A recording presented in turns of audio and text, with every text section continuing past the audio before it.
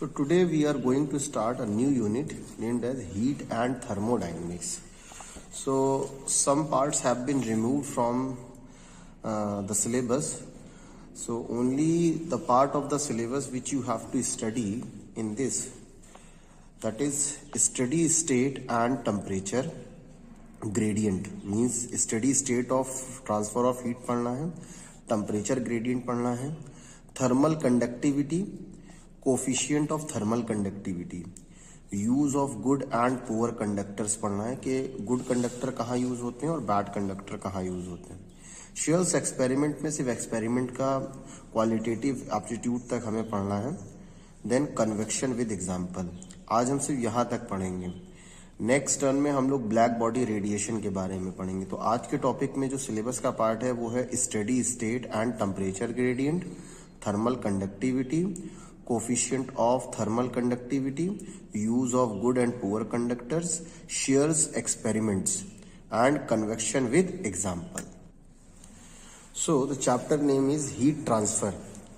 So in heat transfer we have to know about the mode of transfer of heat. So there are three mode of transfer of heat. Number one is conduction. So conduction, it is not in your syllabus. So what is conduction we should know. This is the process of heat transmission in which the particle of body do not leave their position is called conduction. Short में हम कहें heat particle to particle खुद transfer होती है, particle अपनी position नहीं छोड़ता, that is called conduction. ठीक, जैसे आयरन रॉड का गर्म होना.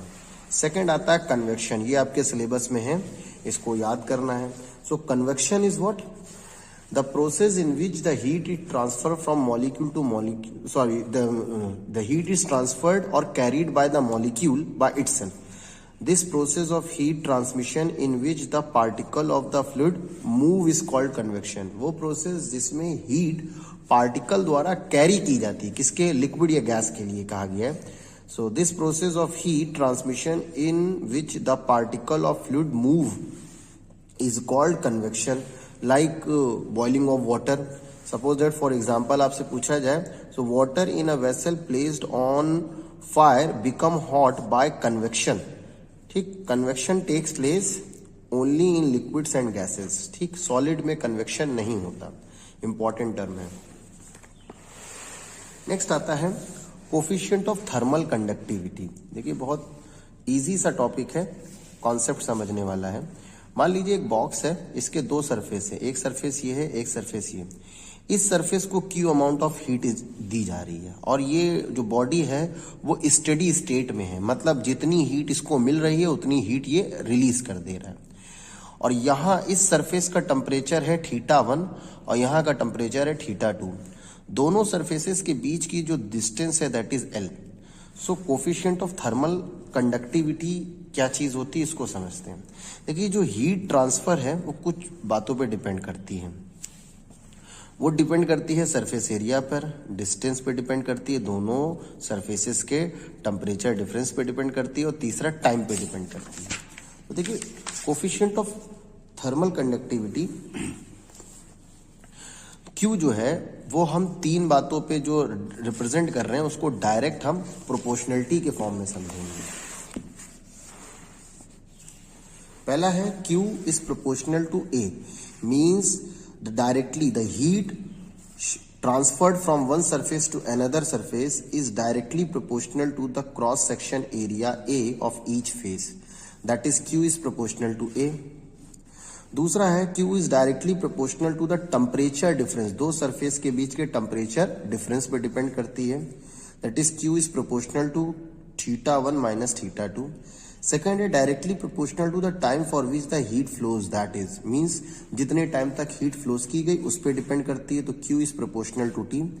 तीसरा है it is inversely proportional to the length of the slab, या हम ये कह सकते हैं distance between the surfaces, distance between the hot and cold surfaces, that is Q is proportional to 1/L. If we add these all proportionality, then it will become Q is proportional to A θ1 minus θ2 upon L into T. इस proportionality को हटाने के लिए constant use करते हैं, that is K. So Q is equal to क्या हुआ, K A θ1 minus θ2 T upon L. ठीक, अब ये फॉर्मूला डेवलप हो गया, तो यहाँ K क्या है, where K is called depending on the material of slab, and it is called the coefficient of thermal conductivity. But definition ये नहीं है. डेफिनेशन क्या है? तो कोफिशिएंट ऑफ थर्मल कंडक्टिविटी की वही है. The coefficient of thermal conductivity K of a material is defined as the amount of heat that flows in unit time through unit area of material perpendicular to the flow under unit time temperature gradient. देखिए θ1 minus θ2 upon L, that is called temperature gradient. याद रखिए, इसे चाहे लिख लीजिए. Temperature gradient जो होता है उसे हम कहते हैं θ1 माइनस θ2 अपॉन एल. ठीक है, ये है टेम्परेचर ग्रेडियंट. तो कोफिशिएंट ऑफ थर्मल कंडक्टिविटी उस हीट एनर्जी के बराबर होती है जो ट्रांसफर होती है दो सरफेसेस के बीच जिनका area of cross section unit हो यूनिट टाइम में और उनका टेम्परेचर ग्रेडियंट यूनिट के बराबर हो. That is called coefficient of thermal conductivity. अच्छा, इसका एक दूसरा फॉर्मेट भी है. मान लीजिए जो difference of the heat energy transferred है वो उसको हम रिप्रेजेंट कर दिया dq से. टेम्परेचर डिफरेंस dq और जो डिस्टेंस है वो है dx और time difference that is dt. एक नया फॉर्मूला बन जाएगा that is dq upon dt is equal to minus K a d theta upon dx. dx का मतलब है दो सरफेस के बीच की दूरी, d थीटा का मतलब है टेम्परेचर डिफरेंस, dq का मतलब है एनर्जी जो दी गई है और dt का मतलब है टेम्परेचर. तो ये फॉर्मूला इसी का एक दूसरा फॉर्म है.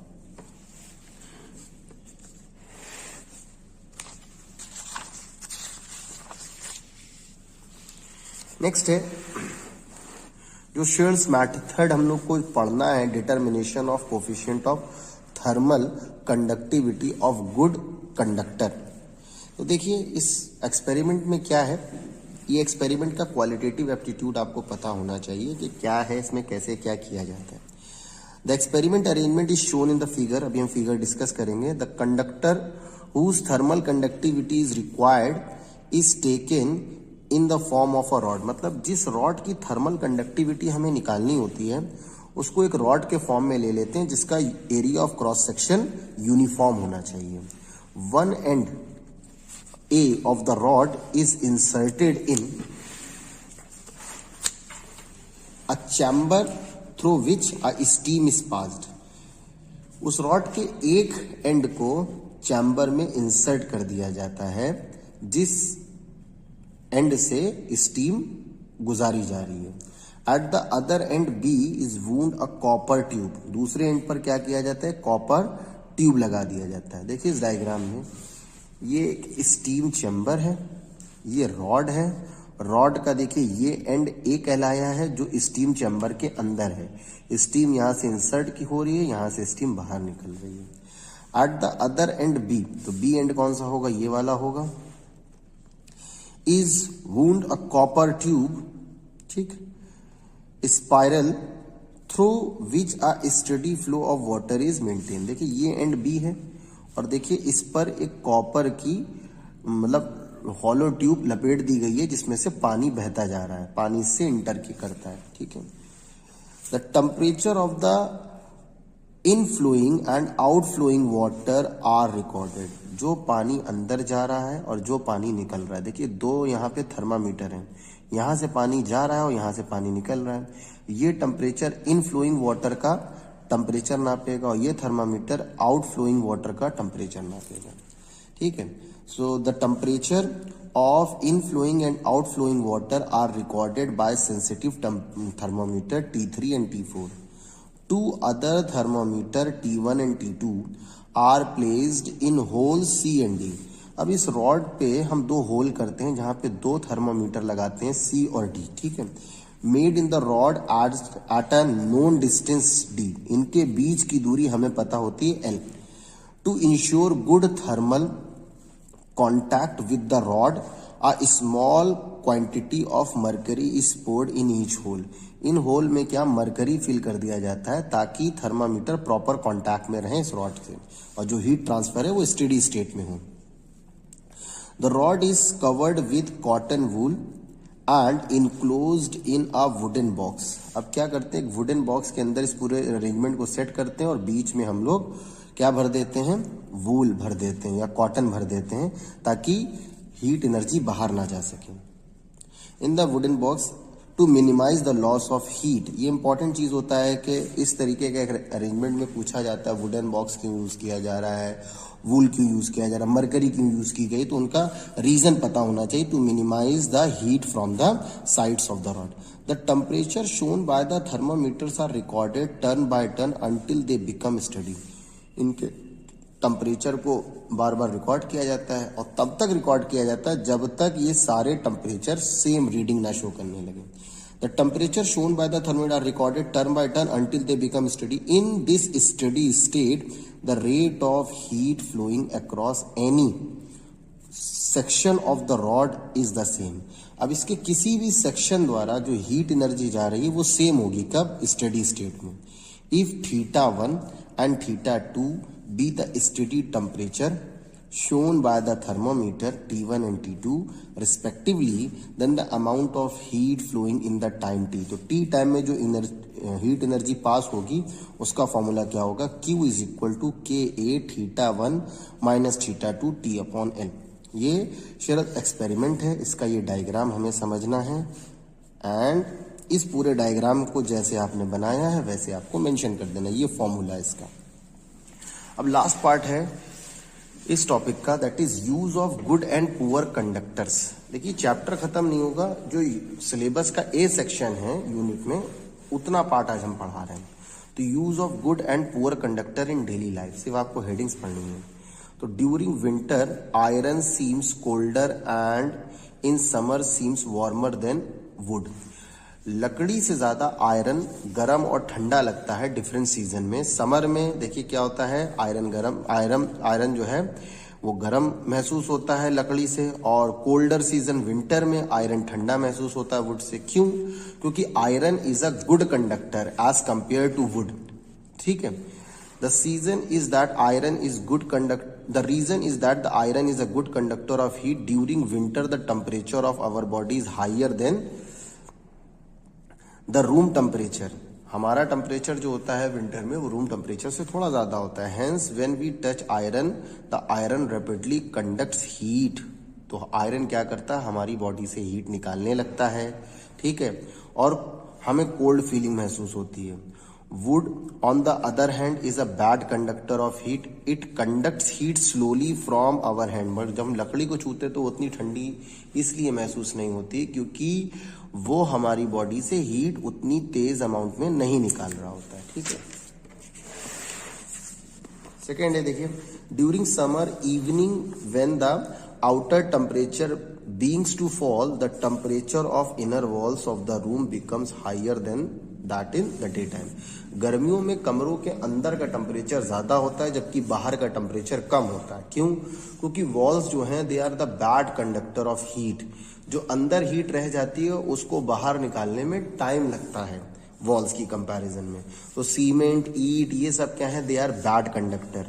तो बैड कंडक्टर्स जो मटेरियल होते हैं वो घर बनाने में यूज किया जाता है ताकि बहुत जल्दी वो गर्म या ठंडे ना पड़े। When hot water is poured in a beaker of thick glass, the beaker cracks. अगर हम बहुत तेज गर्म पानी कांच में डाल दें तो कांच क्या हो जाता है, क्रैक हो जाता है। इसका रीजन क्या है? When we pour hot water in a glass beaker, the inner surface of the glass expands. अंदर का जो सरफेस होता है ग्लास का वो फैलने की कोशिश करता है। But the heat from the inside does not reach quickly the outer surface. बाहर वाली सरफेस इतनी गर्म नहीं हो पाती क्योंकि हीट नहीं जा पाती of the glass. Because glass is a bad conductor of heat, hence the outer surface does not expand and glass crack. अंदर वाली सरफेस हीट पाकर एक्सपेंड होने लगती, बाहर वाली नहीं एक्सपेंड होती, इसलिए वो क्रैक हो जाता है।